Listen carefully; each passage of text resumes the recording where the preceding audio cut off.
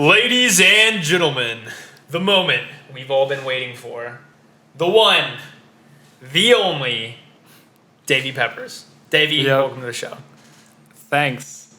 I didn't realize this was WrestleMania 26 happening here, but it's nice to feel wanted anywhere, even if it is WrestleMania. Yep. Okay, good. So, what are we doing? We're just talking?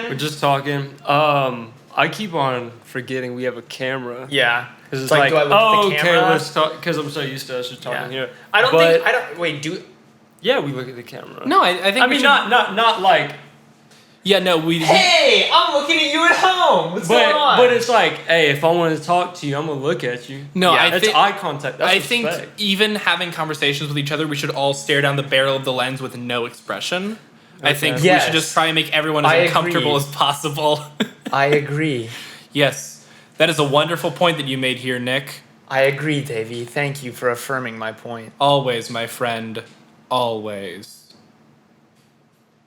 So is this going to be the weirdest podcast you guys have ever had? Yes. Okay, good. Which is good. Yeah. That'll be awesome. Hey, I like weird. Weird all is right, good. so we know each other from high school and middle school. Yep, the dark days. Yeah, so the repressed days. Yeah. Known each other for a long time. Yeah. And here we are. Where do you want to take this? You want to take it with film and stuff? Let's start with that. All right. So Davey is a professional videographer. I am an aspiring filmmaker. Director. Yes.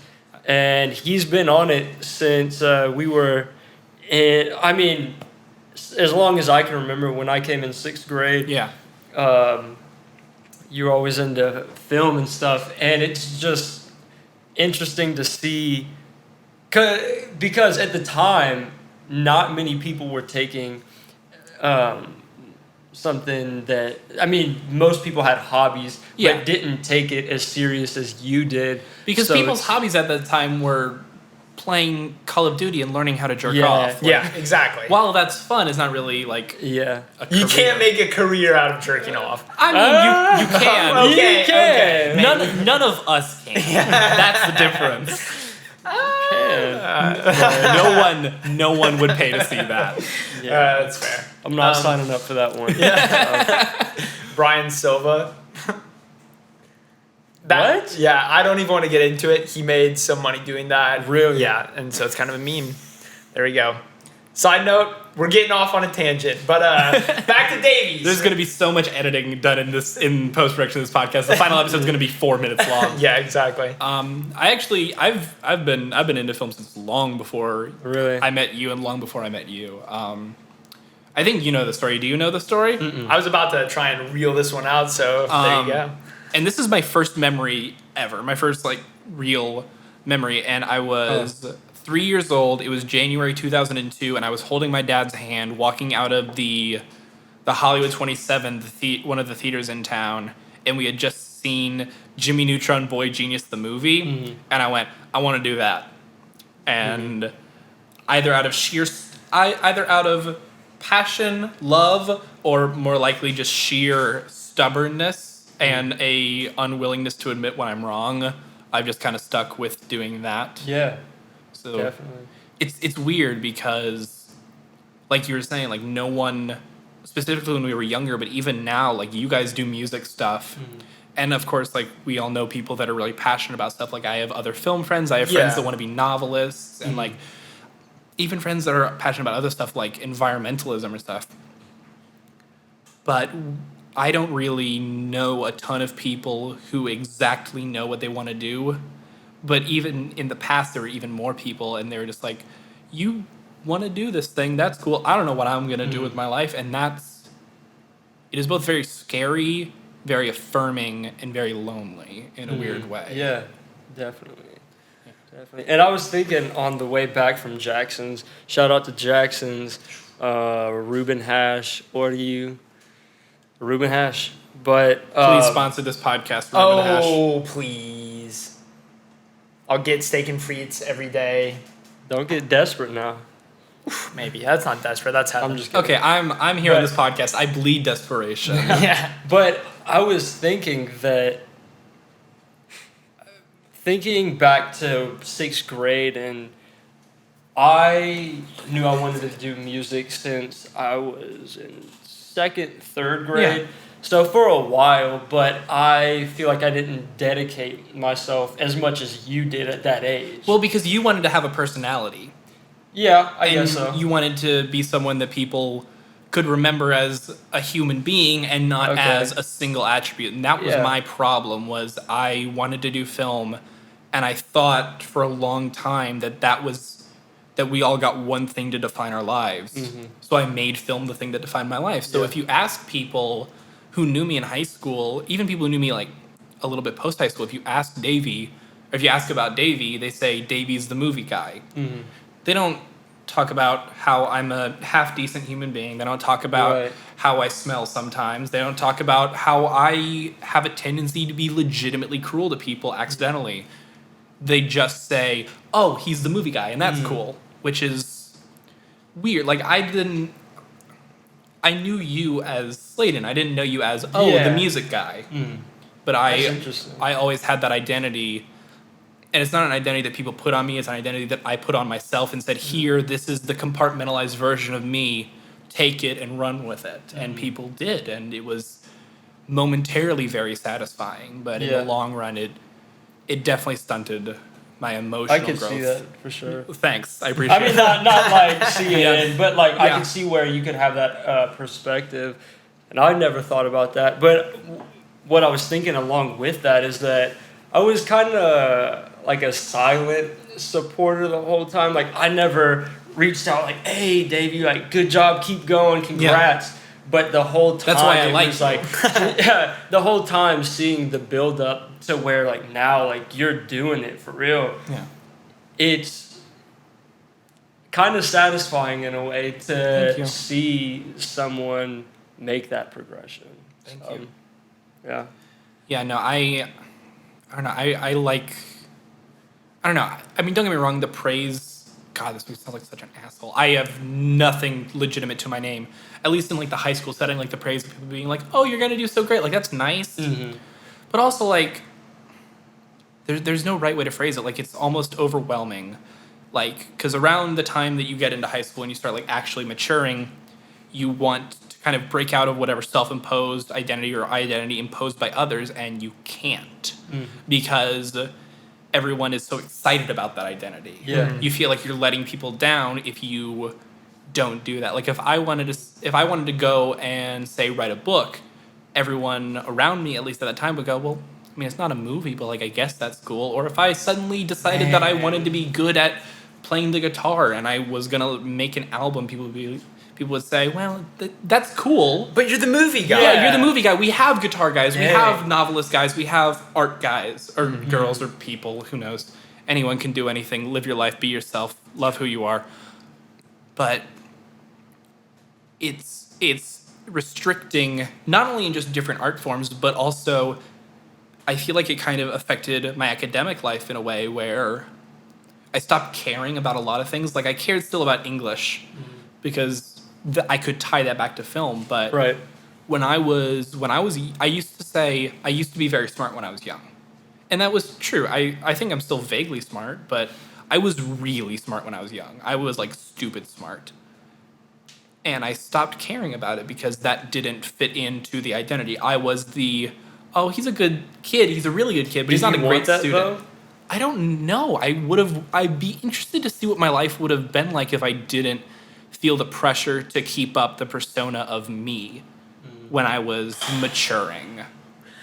Yeah. Oh, yeah. Well, I mean, I went through the exact same thing, basically, of just in a different way. Yeah. And I figure a decent amount of people do. Maybe not based out of, like, their dream necessarily, because, like, it's like you're saying people are thinking, "Oh, you're the film guy," and that's cool.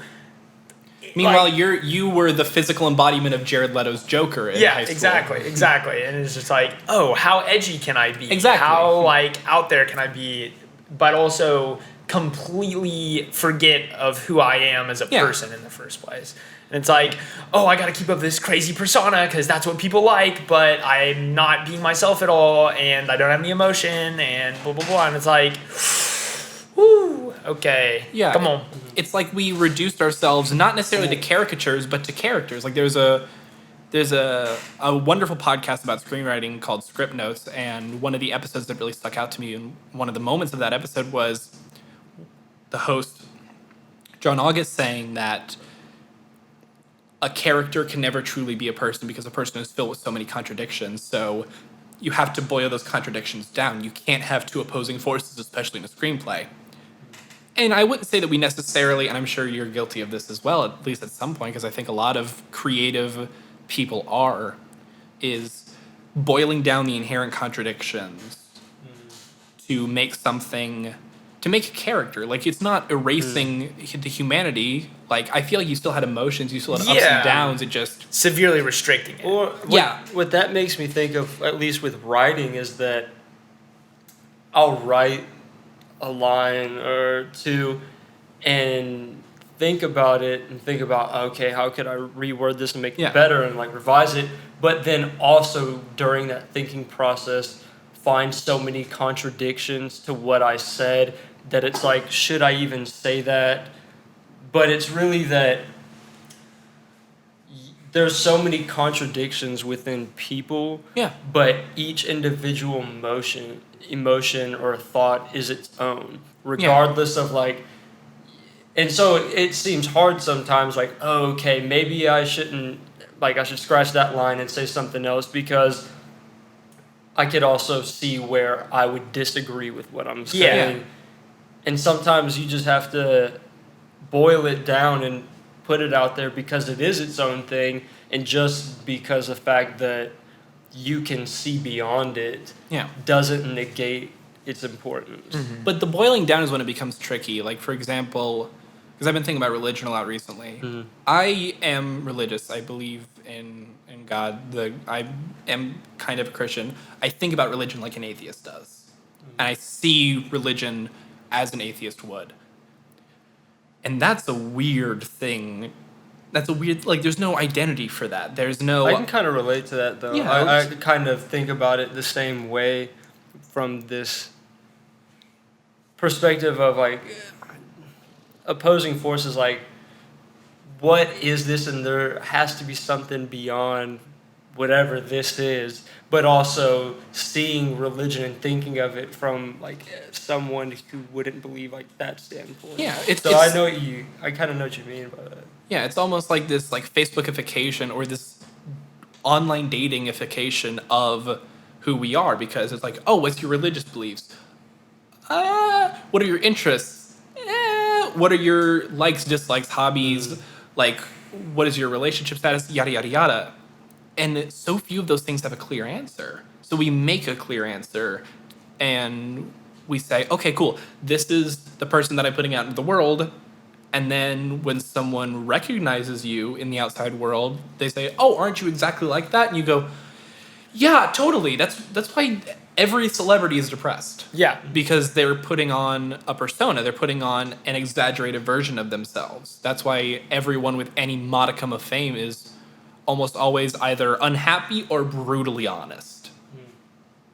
Have you kept up with, like, the things that Jim Carrey's been saying, like the whole out there? Have you looked into that at all? I see it, like, scrolling through Twitter because I'm in a film school, which means that everyone I follow is a Democrat. So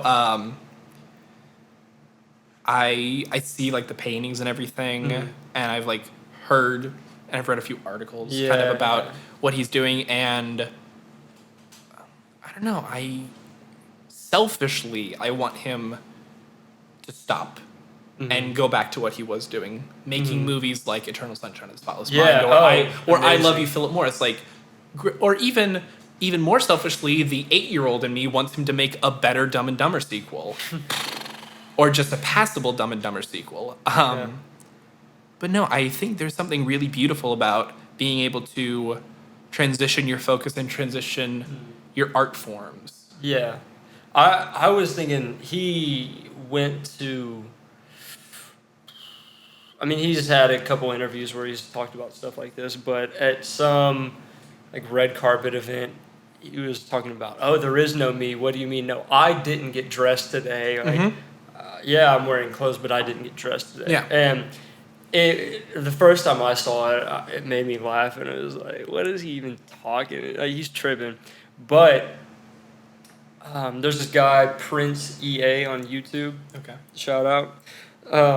And he kind of breaks down what Jim Carrey is actually saying, and it put me on a whole thought process that I went through for a while of who you are in here, the way it's structured. It's more like you are the empty space in the house, not the furniture inside of it. Because you can rearrange the furniture however you want, and that's called growth. That's all throughout our life, we're rearranging the furniture in our head. Yeah. But who we are is the emptiness of just this we're the vacancy of perception, or so, it's like you'd have to watch the video because he breaks it down better. But yeah, it was funny though. I thought he was just losing his mind, which partially maybe he is. I think he is, and I don't blame him for it. Yeah, you know? I mean that transition. Kanye went through the same thing. Kanye's been going through the same thing his entire career. But being up here and having to realize that you can't always be up there. Yeah. That's you can't always be Kanye. Oh, Nick. Oh, you're okay. raising your hand? Yeah, I got a perfect okay, transition. Okay, so Jim Carrey. This is your podcast. Oh, yeah, I know. Well, the two of y'all's podcast, but still, you just talk, man. I know. Okay, so Jim Carrey had some quote recently that I saw, and you said something along the lines of this earlier when we should have been recording. Yes. But it's something along the lines of him saying being like by yourself is one of the most addicting experiences ever because you're just by yourself. Because it's awesome. Because you can control everything in your environment when you're by yourself. Yeah. It is impossible to control another human being. I can't control what you have to say. I can't control what you have to say. If both of you looked at me and said, "So tell me about your complicated relationship with your family," I couldn't say, "Oh no, you weren't supposed to say that. You weren't supposed to say that." Reverse. You can't control another human being, which sucks. Yeah. So because I obviously know, right? And I know everything about people. Yeah. Just the ultimate Davey, narcissism. the decision maker. Exactly. DTDM? Yep, there we go. Woo, took me a second. Come on. But okay, what I was going to transition that to was just talking about social isolation, because Slayden and I definitely went through a period this year where it was like, I mean, I know we already talked about this, but to just tease it back in for the people at home. Viewers at home. Yeah. We had a bit of a falling out, and we weren't talking to each other. Can I ask what the falling out was about? I don't want to get into too many details because, it's just I don't want to put people's business out there, but basically, some stuff went down between me and someone else, and we stopped being friends, and I didn't want him over here, but Nick was still friends with him. And I really wanted him over here. Yeah, it was because he's he's my other friend. Yeah. And so, but then it ended up being losing a friend because of it. So it's and not to say that you did anything wrong, because we fixed it all. Yeah. So, I've talked to him, and we're cool too. Yeah, exactly.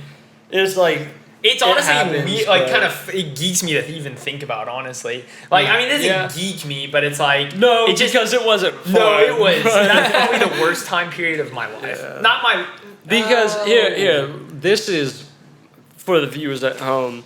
This is why it was so bad. It was that we were always at the house, and it's just the two of us, and we didn't have many other people over here. No, and we weren't talking. So the majority of the time, Silence. it was basically being in the house alone, 24/7. Yeah.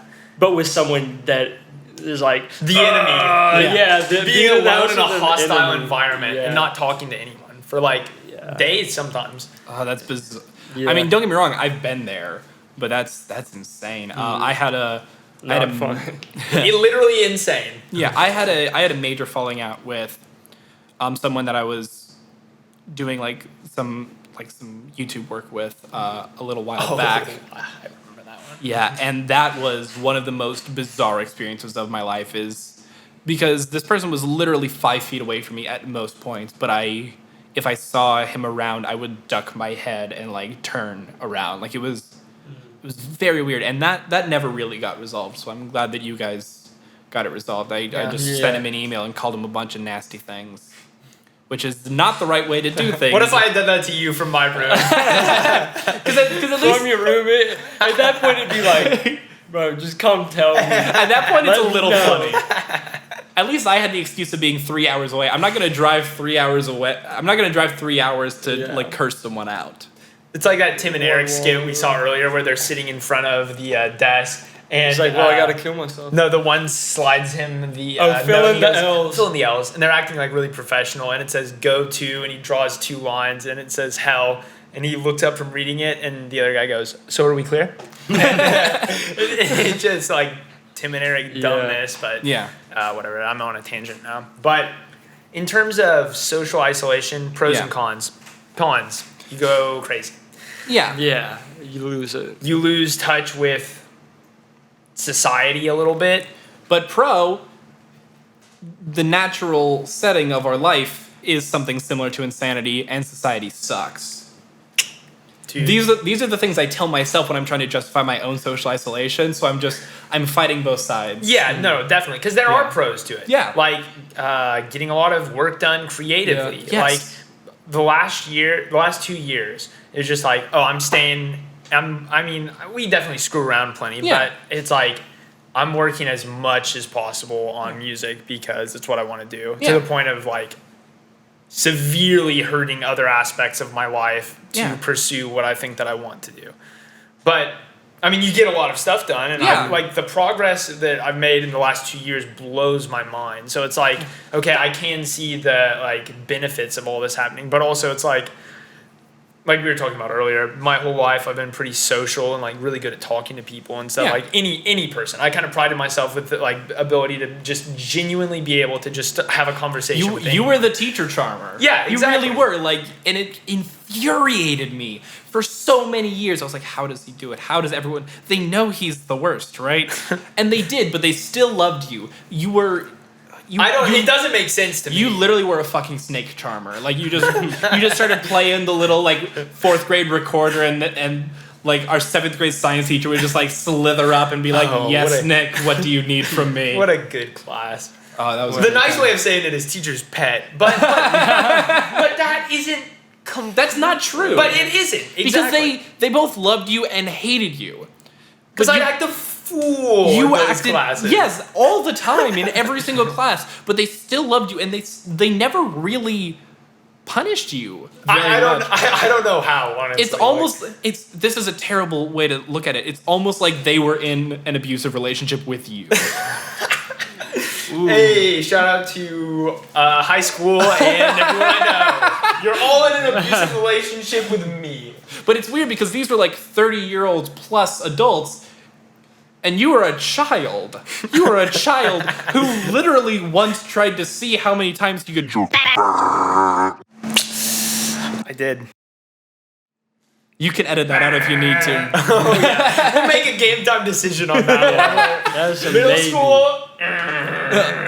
But no, and that's what was so weird about it was because you were so good at communicating and convincing. You were a step away from becoming a supervillain. And I don't say that as an insult. There's super there. There is super there. You were and still are one of the most unfairly charismatic people I know. I appreciate that. Of course. That's not entirely a compliment. It's a little bit of an insult. It's a little bit of a compliment. It's confusing. Life is contradiction. See what I mean? Yes, I do. Oh, okay. Well, then that transition's cool. I thought, we're into music. Yeah. A sound wave. Sounds are made up of waves. Yes. And when you represent them on a graph, you got like that type of thing, like Yeah. the squiggly lines. And so a perfect cycle is called, that's like even on the crest and trough, is called a sine wave. Yeah. So it just kind of like goes like that. Like I took algebra. Yeah. Oh, okay. All right, cool. So I was thinking about getting one in here, because it, like, to me, it represents like life's ups and almost like a yin yang type of thing. I mean, there's two sides. There's the wave comes forward and then goes back into the sea. Like, that's just how the universe is. And so, Yeah, I mean, you could even Contradictions. put like the little like yin yang, I don't know what they're called, but the little bubbles like in the sine waves. I don't know. yeah, that would be That would be amazing. cool. Yeah, Uh, yeah. It's and this- have one like filled in and one Yeah. dark with the light circle. Yeah. yeah, Maybe. yeah. This is now a oh joy. Let's see if we. Oh, now I can hit the jewel. Now I can hit the But jewel. we're still recording the audio, so. Just kidding. I would never do that. Actually, Ooh, it we're died. probably gonna edit this out anyways. But You want to edit this part out? I mean the Yeah. break. Yeah. Oh, are we taking a break? Well, we can't film right now. You want to film the whole thing? For sure. Okay. Oh, are we filming the entire thing? Are we not? That's what I thought we were going until it died, and then Just doing audio? yeah, but if that you want weird? to stop, I mean, no, but You can do like a podcast highlight of like one aspect of the conversation. I mean, there's plenty Yeah, of time. we could like, do there's that. been Just like no, a teaser. Yeah. there's been no jumper videos where it's like, yeah, the video got fucked, and they'll just play the rest of the Alright. video on black. all right. So Nicotine is the devil. We're still going. Hey. Turn back while you still can. We're good children. I'm a man now. Yeah. well, now there's not a pressure to like have to look at the camera every now and then. Like, Okay. hey, I feel like I We're should still- like. I mean, I didn't really necessarily feel pressure, but I know what you're saying. I mean, I There's just no want to. that. There's no extra element of interaction there. Of like, Yeah. If like I'm saying something that both of y'all already know or that we've talked about before this, like looking at y'all and telling you a second time feels weird. So it's kind of like, oh, I'll look at the camera. Yeah, and say it. because what you're doing is literally expositing. It's literally like in movies when they're like, oh, the asteroid's gonna hit the world at like 800 hours, and we're like, these people already know this. They discovered the asteroid. Mhm. Like they might as well just look into the camera and be like, here's what you need to know. I actually looked into the off camera to do that. But they can look into the camera and just be like, asteroid 8 o'clock hours. Cool. Let's get back to the movie. Like it's this very unnatural thing. At least I'm lucky where. Because I'm looking at you, and then I can turn to look at Nick, so I can just like pass through and make eye contact with the camera. yeah, that and is then good. go back. So like it's still that like Huh. like subconscious engagement in a Yeah. way. Yeah. Yeah, it's all about the tips and tricks. Yeah, I guess you being in it so long, you kind of think ahead of like, cause see, I mean that's so simple, but maybe just because I'm not in your chair, I didn't think about it. But No, I mean I totally. Yeah. It's the only reason why I really know that is because of I have run into that problem so many times in my own work, yeah, in my own films. Is people will move from one character to the other, and they won't intentionally look down the barrel of the lens, but it happens. Yeah. So it's almost like there's a small area when you're filming somebody for like a narrative, and you don't want to break the fourth wall, where they have to avoid the camera. They have to avoid getting even close to the camera, because when someone looks directly down the barrel of the lens, it makes you very uncomfortable. yeah. Oh, for sure. Yeah. Because when I left Nashville in 9th grade, I left for like acting, singing Yeah. stuff, and so around that time, I was like kind of in front of a camera, and so Yeah. I have seen myself look down Yeah. in the barrel of a camera, and it's like, oh. Like, it'll make you uncomfortable if you're staring for too long. Does it have to do with like, gotta stop saying like an If you stop Well, saying like an you sound Like, smarter. But I don't think in that context you have to take it out. it Is was- it no. like? It's a no, comparison. no. I was going to use it in the wrong way, but I stopped myself. Excuse me. Damn it. Forgot. After I grandstanded right there, grandstanded. Grandfather? Something. We're an asshole. Yes. Oh, I almost said Heil, but That's a little World War II. Yeah, no, I was gonna try and tie into a grammar Nazi thing, but I realized if I just said Heil, it would seem severely wrong. Yeah. So now I'm explaining my thought process for a little glimpse into the mind of Nick Luthy. Because we all know that all jokes become funnier when you explain them ad nauseum. Exactly. Yeah. Yep. Can you guys tell I took Latin because I used ad nauseum conversationally in a sentence? Et tu, Davey? Oh, eat a dick. 509? What? That's DIX in Roman numerals. Oh. Can I be That's your a new good co-host? Huh? Can I be your new co-host? Because this one's broken. Hey, I'm we need I'm this the foolery element. This host needs to be repaired. Reset! I must be reset! What were we talking about before everything went to shit? Oh, you were about to go somewhere, but just being like hearing you talk about film for like the past 2 hours, I've picked up a couple like key things of like, oh, okay, if the camera is placed in between two directions of conversation, you're like, Yeah.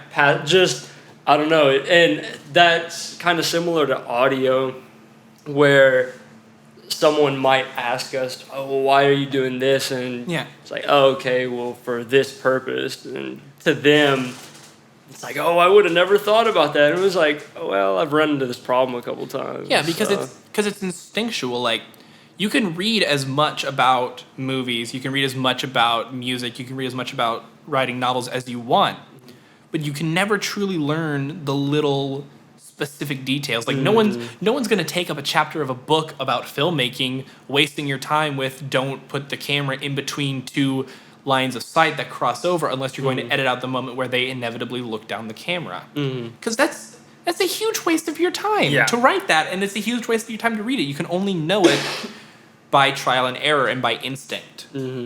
Definitely. And that's what it comes down to a lot of the time. In school, going to school for audio engineering, I'm sure it's similar for film. Yeah.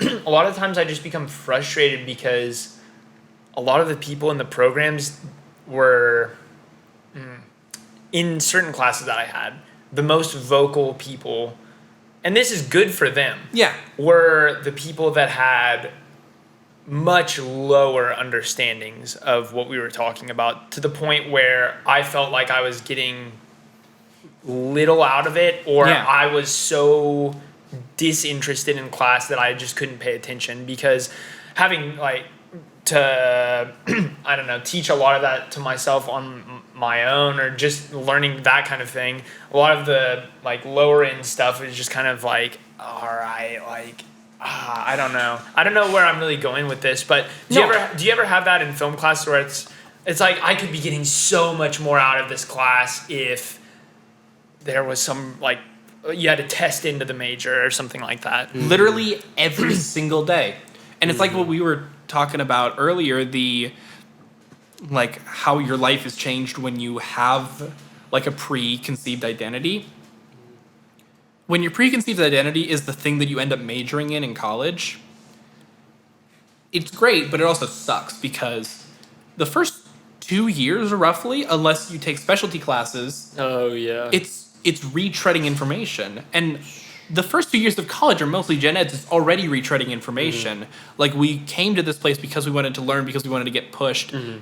I know how Premiere Pro works. I don't need to be taught. It's because the majors are designed for people that have never done anything before. Because college is designed to help you find your identity.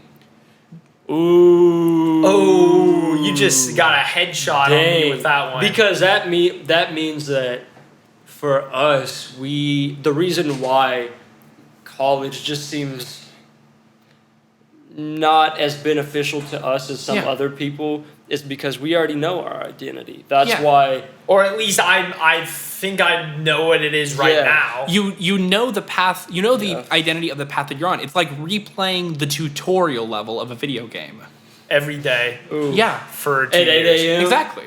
Yeah, it's with drowsy Para.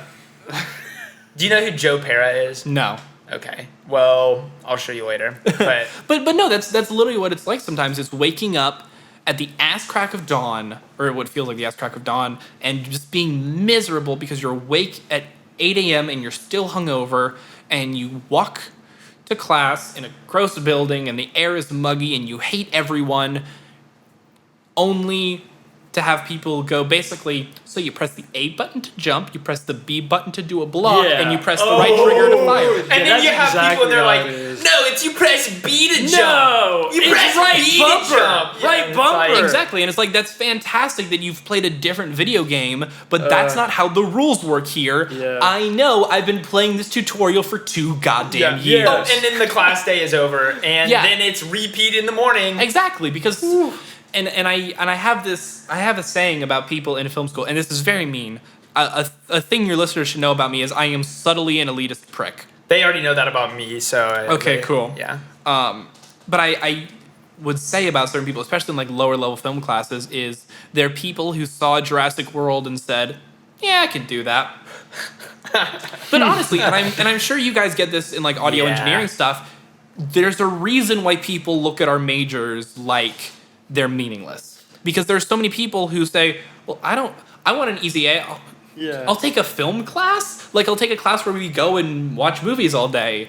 And that gets under my skin because I go to those classes to learn more about the history of the art form, to be able to think critically. I had a class this year where all we did was just watch movies and then talk about them a little bit and then write about them every now and again. And yes, technically it can be a blow-off class. Nick had that class. Yeah, I really enjoyed that class. But Nick actually put effort. Yeah, because maybe honestly, not I kind of screwed around in that class. But like, because you definitely, can. But you like, talked to me about like, if you look at the movie like from like you were actually that's interested. the thing. It's like you weren't in the fucking homework, off. I screwed around on the homework. Yeah. And I apologize to my teacher for that. But the thing I is, got so much out of it in terms of watching the movie and critically looking at it. Like, I had never gone into the art of cinematography at all. I knew nothing about it. I know I'll never look at another movie the same. Exactly. Welcome to my world. Yeah, exactly. But sorry, that's so douchey. No, but like, honestly, like, those classes are designed to be easy A classes at some points. Even the more intense ones, maybe not an easy A, but an easy B or an easy C. It's a class of, oh yeah, I can just do this and then I'll pass, and it's something. And there were definitely kids in that class like that. Yeah, these people that don't really care and they don't take it with them. That's the worst thing, is if you take a class, it doesn't matter what grade you get, it doesn't matter what work you do in the class, because it's a school project. Yeah. The fact of the matter is, any song that you guys make for a class, any movie that I make for a class, is not going to matter. The only thing that will matter is what you take from the experience of making and the experience of learning these things. Yeah, definitely. Everything else, like, that's the biggest. That's another big problem with college, is that it completely misunderstands the point of its own institution. No, it's about the grades, dude. You got to get the GPA. Yeah, it's totally about the GPA. Not all teachers. Like, I know Munsell. Oh, they were great teachers. Yeah, Munsell was yeah. like, I hate having to give you a grade, but that's just how it has to go. But he said that he's had people get a C in the class and go on to do great things, and people get A's that do nothing. Do Because this is the other problem that I see. There are plenty of people in classes like these where they think, oh, I'll just be in the class and learn the stuff in the class and get a job. Communication and social skills. Okay, That social could ruin skills it. and talent and ambition. That's the thing. It's like, I can think of a handful of people where I would be shocked. A big handful of people. Yeah. I'd be shocked if they were doing anything outside of classes to work on engineering or different things like that. And it blows my mind, because every day I think, how am I going to make a career out of this? What am I going to do? How do I set myself apart? How do I keep getting better so that I can make a job out of this?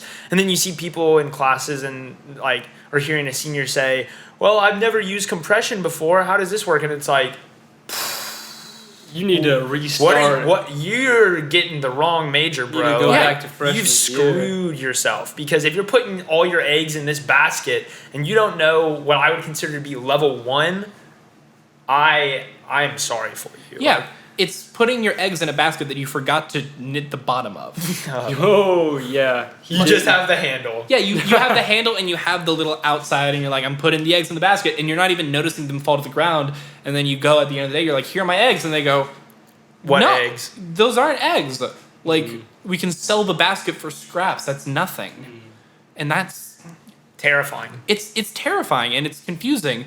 Like, honestly, do you think that any of those people, you're going to see them on the back cover of like a CD, like, oh, engineered by blank? No. And exactly.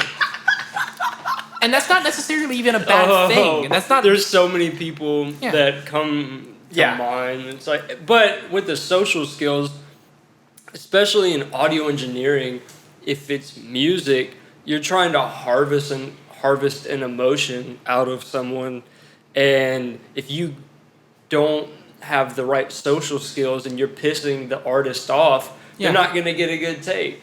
And there's been times that I've worked with people, and it's just been like Ego. That's the other biggest problem. It's like, no, I know how to do it. And it's like, I don't care no, how you do it because I'm the artist and you're working for me. And if you can't take I'm paying you. Yeah. And if you can't listen to what I'm saying, then I'm not paying you. Yeah, and you just kind of have to look at them and be like, didn't you pay me so that I would do what I do? Like, just pay for someone who knows how to press buttons. Pay for Joe Schmo who doesn't know what compression is. Even at that point though, when it's like, well, I'm paying you, at that point they're already pissed off that even if it's like, okay, I'll do it your way, you fucked up their take because now they're in a bad mood because you're being a dick. Yeah. You know? It's just ego is so confusing. Ego is so completely confusing, especially when making art, or even more than making art, because everyone expects Jared Leto to be a bit of an asshole. Everyone expects Johnny Depp to be a bit of an asshole. But when it's these people that have nothing, the three of us right here, we don't really have any, like, if like no one. But the thing is, we know that we don't have anything. That's the difference. We know what we do not have. We know what we're striving toward, and we know that we're striving toward it. We are striving toward it. We know that we have a goal, but we know that we aren't there yet, and that's the difference. That's the main difference.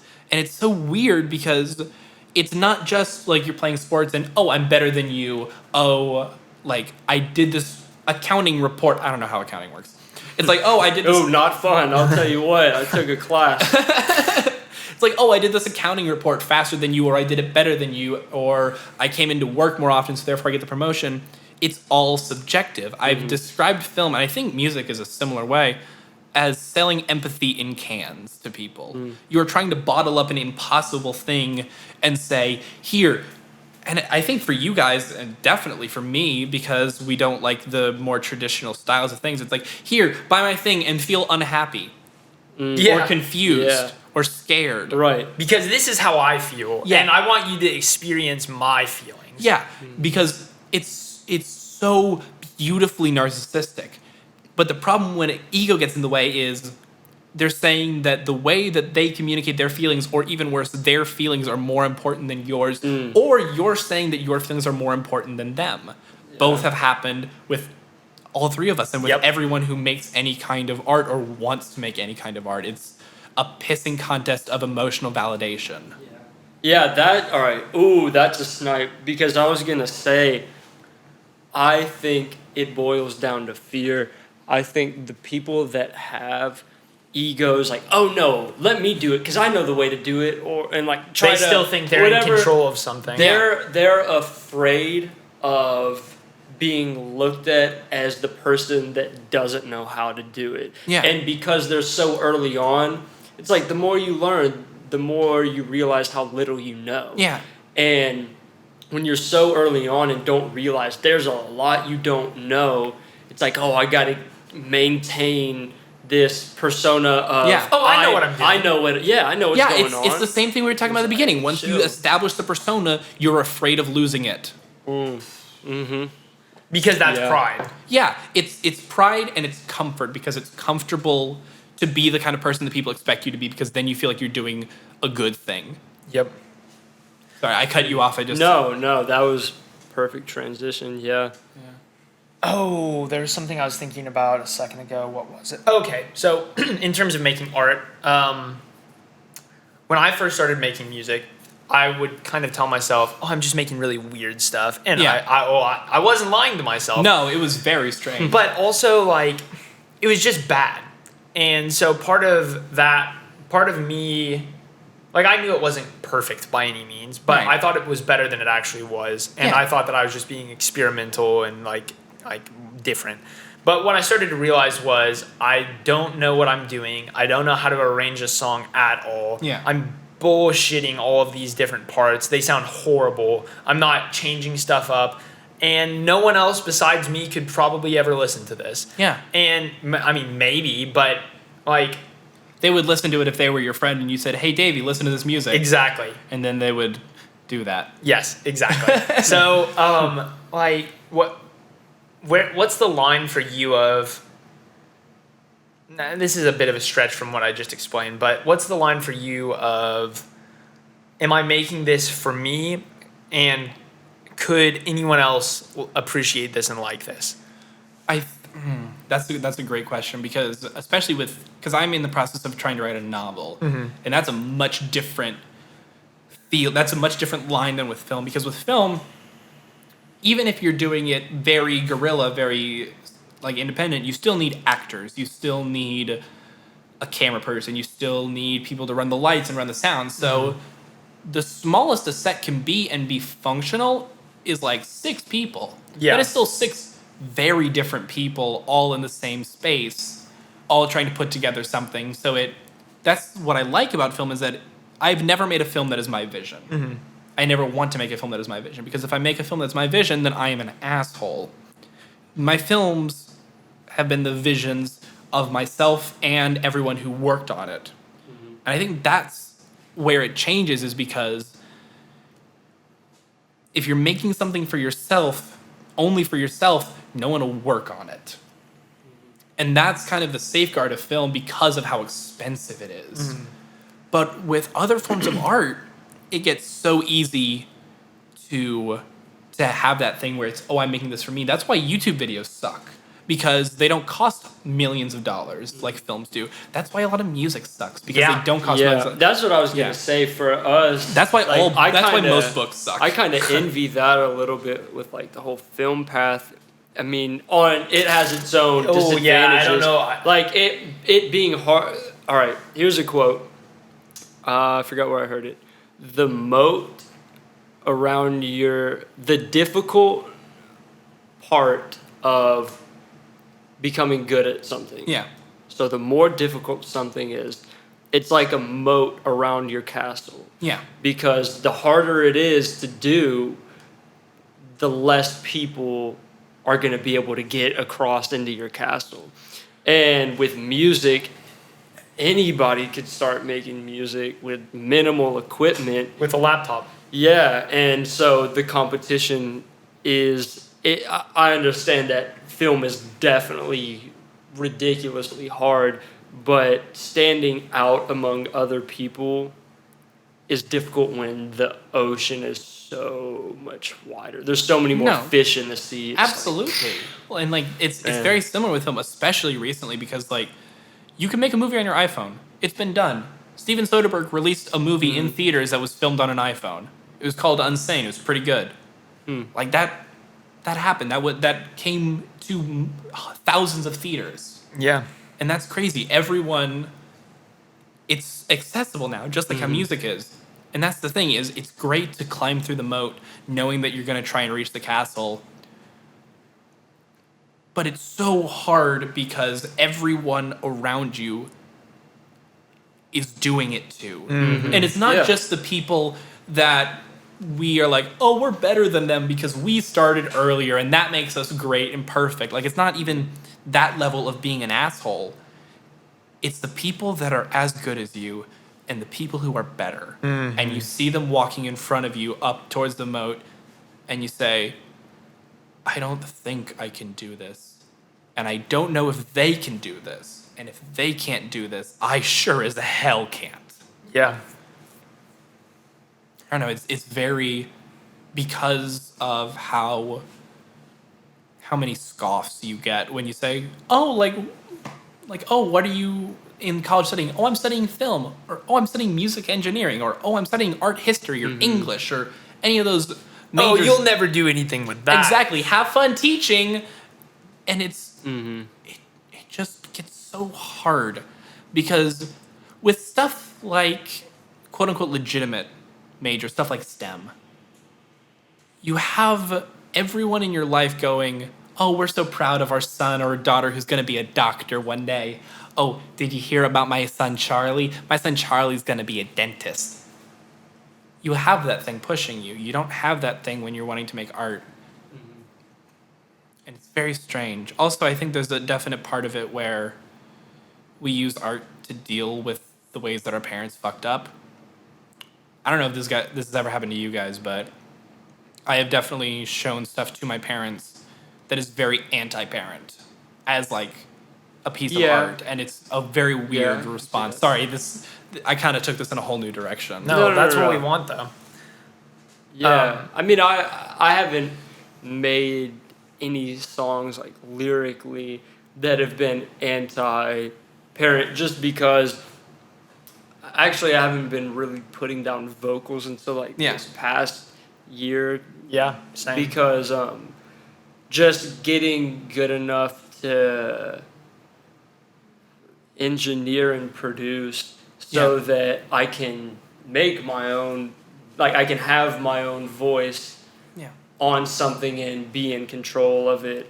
So it's like I'm working two jobs, like engineer and artist, but there's definitely been beats that, or I mean not just beats, but I guess like that's one that comes to my mind, this beat I made where it's like something happened and I was angry, and so I went in there and like made this hard beat and like showed it knowing that it's like, oh, this is from some emotion of being mad about being told what to do. I guess. Yeah. I mean, I based my persona of high school of pure angst and anti-establishmentness because it was like as I got older, like you were talking about earlier, my whole life when I was younger, it's like, oh, Nick's such a smart kid, blah, blah, blah, blah, all of this stuff like that. And I got to this point where it was like, I'm wasting my time in school. Yeah. Like in the second grade, I was in a classroom where my mom thought that I was like being stagnant in my learning. So they devised this idea where it was like, all right, well, when we get to math, Nick will just work on math in the corner by himself in this book that we'll give him for like third grade or whatever. Because that's a wonderful way to teach a child. Yeah, and so I'm sitting there in the second grade in a classroom where the teacher I had made me never want to come to class. I don't even know. It's a whole... we could get into that at a different time. But just sitting there in the second grade and teaching myself math, I remember thinking, what the hell? Like, I'm teaching myself right now better than this teacher can teach me. Yeah. And I'm in the second grade. Like, what the hell? Yeah. Or like I'm 8. I pissed my pants this morning. Yeah, literally. Hopefully not literally. Well, maybe. Nick literally pissed his pants. I literally just pissed my pants. Right here on the podcast. Yep, damn. All right. What was I going to say? Okay, but the instance that broke me in school to the point of never trying really ever again unless I really just loved and respected the teacher. And even when I loved and respected the teacher, like this year, I still just couldn't like find the will to do stuff sometimes. Yeah. It just came down to this point of like, I'm learning in school, and I think that I'm getting stuff out of this, and that's best case scenario. Yeah. Worst case scenario, I'm sitting in a classroom learning nothing, filling in PowerPoint slides, and thinking, what could I be doing with this time? Because I'm not learning anything right now, and everyone's telling me I have to get good grades in this class so I can go and get into the honors classes in high school and then get into a good college and blah, blah, blah. I had a horrible GPA and got into every college I applied to. And then I went to college and it was the same thing. So it's like... You need good grades so you can go to different classes to get more good grades. So you can go to more classes to get more good grades. And then eventually, no one cares. Yeah. And that's the weird thing. Oh, that might be a mini clip. We might take that one out right there. Like That's a good. Just putting it that way, of you're just chasing one after another, and then nobody cares. yeah, has anyone ever Man. in a job interview said, "Well, I got an A in civics," No, no one cares. No. They say, "Did you pass college?" And you go, "Yeah," and they go, "That's good enough." Yeah, exactly. Did you graduate? Yeah. Okay, well, we see that you Because can they work just hard. want to, want to They see don't, that they you don't work. care. That's the thing. If you can build up, it's kind of how I feel about bigger artists like Chance or Kanye that have received. I mean, not saying they didn't work for it at all, but receiving these. The honorary degrees. Honorary degrees. It's like they worked their way in the real world to the degrees rather than like everybody else sitting in a chair, twiddling your thumbs, listening to someone, getting nothing done, but you end up with the same information. And that's how I feel about school right now, honestly. It's like I could be working every day doing engineering stuff and getting, in the first 2 years that I've had, at least way more out of that. Yeah. Working on my own, watching YouTube tutorials. And it's like, that's free. You pay for the internet and you can do that. Yeah. It's like, I'm paying a lot of money to be in college right now and I'm not getting anything out of it. Yeah. And That's the weird thing about college is that everyone, at least when I was going to college or starting to, everyone's like, oh, it's because I was not excited about the prospect, and everyone told me, oh, it's the college experience. You're going to love the college experience. The college experience is just what you do when you're not in classes that you would be doing that you would be doing at home. Oh my God, yeah. The college experience, That's all it is. The college experience, at least for me doing film, is okay, I have opportunities to do film in a new town. Fantastic. It's legitimately wonderful, and I do love it. Great, I can make new connections with people. I can spend more time writing. I can spend more time trying to direct. I can spend more time watching things and learning and studying. But I could also be doing that from my house and not be losing thousands of dollars. Or have my parents be losing thousands of dollars. Yeah. Or have anyone be losing thousands of fucking dollars. I want to see how this next semester goes for you, because for me, the reason why I'm not taking... on one hand, it's just we're in different boats. Like, his parents are kind of, you need to start paying rent and stuff like that. But the only reason they're doing that is because I said hard no to going back to school. Okay. Yeah, which is fair. For me, You're a big boy now. I've thought about the same We'll see. thing. You'll be fine. I'm going to take this next semester to try to get the most out of college, because I feel like so much is being sacrificed for me to go there, but I'm not putting forth the energy to really reap all of the benefits. Yeah. And so, I don't know, we'll see how this next semester goes, but I definitely feel the same way about, It's like- the college experience is just what you do outside of, Yeah. This is this the college experience? Literally. Yeah. But the other way I look at it is like, I can have the college experience and instead of going to school, work a job and be making money. Yeah. And so why wouldn't I do that? Yeah, because you have to learn fucking a gen ed science class. Yeah. It doesn't at least with other majors, other like stuff like STEM. It's like, you have to get the degree. Yeah, because you don't know how economics works. Yeah. Because we're not constantly having economics thrown in our face. That's the weird thing about trying to make culture and popular culture, is that we as a society consume pop culture all of the time. We know we're literate in culture. We're literate in the art form because it's what we love. People who go into an economics class are not literate in economics. They need that. If you're going to be an accountant, you need a degree so that you can say, yes, I know what I'm doing. I am literate in this subject. No one's going to hire you to make music based on a degree.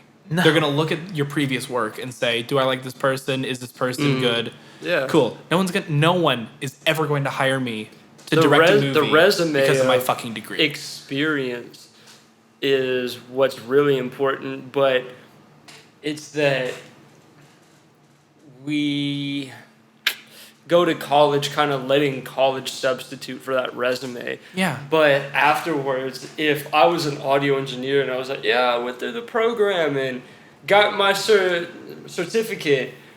I mean, people are gonna say, well, where have you worked? Like, what have you done? If I don't have anything to show for it, it's like, sorry, like we want someone that kind of knows what they're doing. Yeah. And it's the emphasis on the degree is terrifying to me because for one reason, over half of the classes that we take in college are meaningless to our major. Mm-hmm. And that's intentional because, yes, we need to be well-rounded people, obviously, especially for people who haven't figured out exactly what they want to do with their college life. Yeah. But also, like, why? Mm-hmm. I'm a double major in cinema production and advertising. No one is going to care. Not even my parents care. Not even the school or the teachers care that I passed Plants in Society. It doesn't matter. Am I going to make a movie about plants? No. It doesn't mean anything. It doesn't matter. I'm not going to put on my... Like, there's a reason that experience is the top of the resume and education is at the bottom. Because experience matters, and education... If you have the education to write a resume, that's all the education you really need for the stuff we're doing, and it's very frustrating and very confusing. Yep.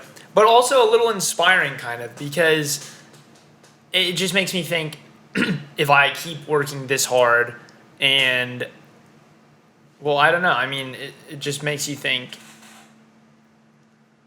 well, I mean, I guess it doesn't really have anything to do with the lack of necessity for education, but I don't know where I'm going with this. Like, we have the experience from just consuming the different things that we enjoy. And all three of us were just born with some inherent taste or ability to discern, oh, this sounds good, this looks good. Yes, and it's the Ira Glass thing, that we get into this because we have good taste. Exactly. And so just based off of those two things, like the passion and the just natural talent and attraction to something, I feel like not enough people pursue those three things that I think that everyone inherently is born with in some aspect of something. And if that is like something in STEM and you're really good at that stuff. Yeah, I know people that are so passionate about it, and I think that's beautiful. I do too. And I also know people that do it because their parents wanted a doctor. And that breaks my heart. Yeah. It is the worst thing in the world. Like, at least get a double major. I mean, because at the end of the day, you can't really do a double major if you're doing like science stuff though, because it's so time consuming. Like, you can't live your life in the perspective that you think other people want you to live it. But also, like, you can't waste your time. Yeah. Like, time is a currency bitch. Of life. Exactly. They made a movie about that. Really? Oh yeah. I've seen it. Yeah. It's not a good movie, but I like it. I like the concept. Yeah. Oh, the concept's... You watch the Comic-Con trailer for In Time. It's a 4-minute trailer, and it's incredible. Really? All right, yeah. Great trailer. The movie's not very good. Y'all want to wrap this up? Because it's probably been close to an hour-ish. Yeah, it's been close to an hour? Yeah. Probably. It's 5:30. Damn. Yeah. Flew by, huh? Yeah. So is there anything we want to close out on? Oh, yes, Davey. Tell us about some stuff you're doing. I am in the process of post-production on a short film called Better, and we're going to hopefully be sending it to festivals soon to see if anyone enjoys that, which is very exciting and very terrifying. Mm-hmm. You can... Do I like plug like my social media? Yeah. Plug. You can find me on Twitter at Davey Peppers. That's DAVEYPEPPERS. You can find some of the things that I have done either through that link, a podcast that I co-host on the website oneofus.net called the Intern.cast Show. You can find some of my satirical writings on the website crookedmarquee.com. You can find some of my audio reviews on the NPR affiliate WSIU under their film reviews section. And I don't know what else I do. Like, if you want to, please, busy as a moth. Yeah. Please hire me. Or don't. It's fine. I understand. Hire Davey Peppers. And if you want to check out any of the things that I have made, you can go to the link bit.ly.com/peppersportfolio. There we go. Well, right. Davey, thanks for coming on the show. It's Best been a one pleasure. so far. I look forward to inevitably trying to con my way back here because this was a delight. Definitely. Yeah, we'll definitely Yes. have some more You're of always these in the welcome. future. Thank you. Yeah, for sure. Yeah. All right. Well, there we go. Bye.